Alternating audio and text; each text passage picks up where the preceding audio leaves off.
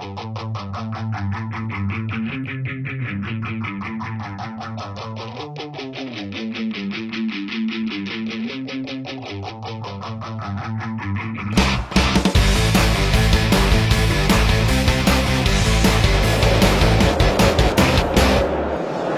Proust, bonjour. Bonjour Jean-David. Je suis heureux de vous retrouver à Bruxelles pour ce congrès des experts comptables consacré à la fiscalité. Alors justement, rêvons un peu. Vous venez d'être nommé ministre de l'économie et des finances. Quelle est votre première réforme fiscale?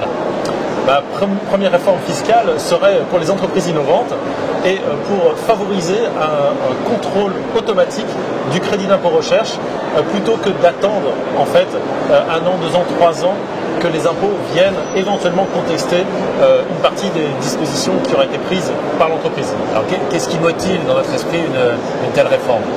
Alors en fait, on se rend compte qu'aujourd'hui, les entrepreneurs sont stressés par les contrôles fiscaux. On se rend compte que les dispositifs de sécurisation du crédit d'impôt recherche, comme le rescrit par exemple, sont très peu utilisés.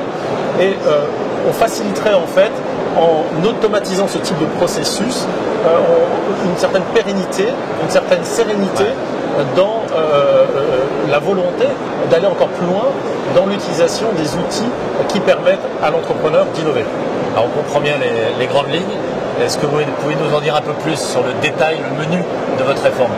Alors l'idée, ce serait comme dans les pays anglo-saxons ou par exemple au Luxembourg, vous avez des contrôles en amont ou au moment du déclaratif qui permettraient à l'administration, selon un délai qui serait à définir, de vérifier la partie technique et la partie financière du dispositif et donc de pérenniser de manière automatique le crédit d'impôt recherche et de manière définitive. Ce qui fait que plus tard, lors d'un contrôle éventuel sur l'entreprise, on ne reviendrait plus et donc on ne reviendrait pas redemander des sommes qui auraient été éventuellement versées par l'État et qui mettent aujourd'hui, dans un certain nombre de cas, la pérennité des entreprises. Donc c'est un vrai sujet qu'aujourd'hui d'être un peu plus efficace dans le traitement de l'impôt, dans le traitement des dispositifs fiscaux bien en amont pour justement fluidifier, je pense encore plus, la volonté des entrepreneurs d'innover, d'aller plus loin. Alors ce pré-contrôle, on imagine que voilà, ça ne va pas être si simple que ça vu la réactivité parfois de l'administration. Est-ce que ça vous semble aussi difficile? Vous anticipez des difficultés d'application? Je pense que, alors déjà, les autres pays, en particulier ceux que j'ai cités, anglo-saxons, le Luxembourg et d'autres, y arrivent. Pourquoi on n'y arriverait pas? On a aujourd'hui, en effet, le dispositif qui est considéré comme un des plus performants au monde. On est considéré, en effet, avec entre autres le crédit d'impôt recherche, c'est la première dépense publique pour l'innovation.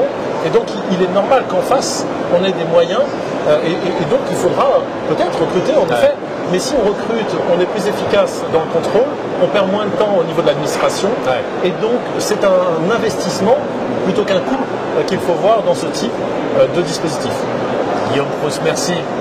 Merci, Jean-David.